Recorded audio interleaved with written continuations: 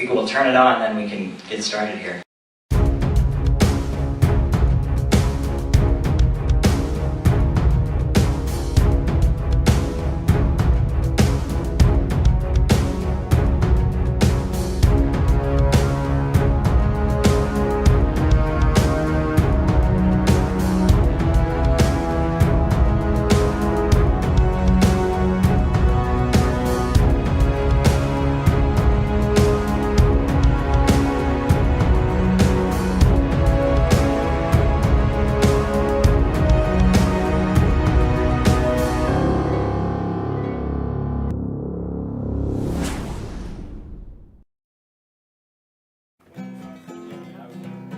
You'll hear from the boss, hear from the banker. If you go to your mother, will you tell her that we thank her? 3 seats up here. 3 She people. worked all her life and wore down her health to raise us a wage slave, much like herself. But when we're free, you will see that the future belongs to the worker. There's a long tradition of communists going out in nature and doing this kind of thing, and being out in the countryside among the people and getting some time away from the cities.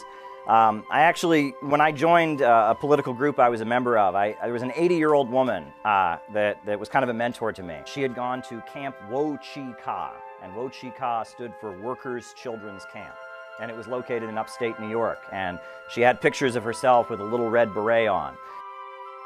Look at every building in the New York City skyline. Look at every great achievement that's been created. That is human beings coming together, collectively working together around a common vision to build something beautiful. We are a progressive species and we are a collective species. And the problem is that at this point, human beings, we have been infected with the free market and with capitalism, with the system of profits and command. And it's time for human reason and rational thinking to take control. That the word revolution itself, right? The word revolution, it originally referred to the fact that the earth is revolving around, right? The earth revolves around the sun. That's the root of the word. And it was people who didn't go along with the Roman Catholic Church and their belief that the earth was the center of the universe.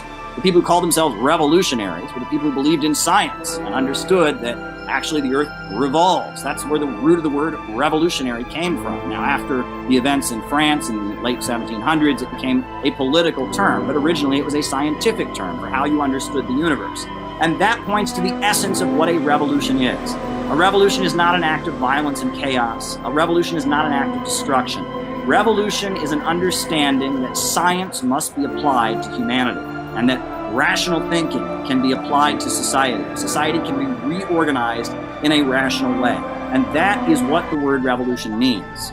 The term revolution is about applying science to the human condition. And that's what the Center for Political Innovation aims to do, to apply science, scientific thinking, to how we can get out of this crisis.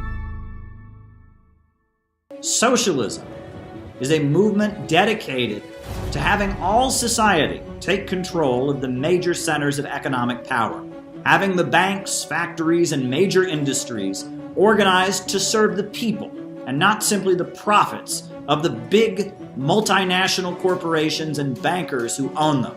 It is about putting the people first and eliminating the rule of profits. And the goal of socialism is not to have a total government domination of the population. It's not to build an authoritarian police state. It is the opposite. The goal of socialism is to build a society that is so prosperous and so abundant, in which there is so much wealth and prosperity that the very need for all government can fade away, in which there can be so much material abundance that people can live on the basis from each according to his own ability, to each according to his needs. I want to end, since I just told you that revolution has a very different meaning than what we're told. Now that I've explained the real meaning of the word revolution, I want to end the way I end all my lives by reciting a very, very important statement, one of the final statements of Chairman Mao Zedong, the author of the Little Red Book.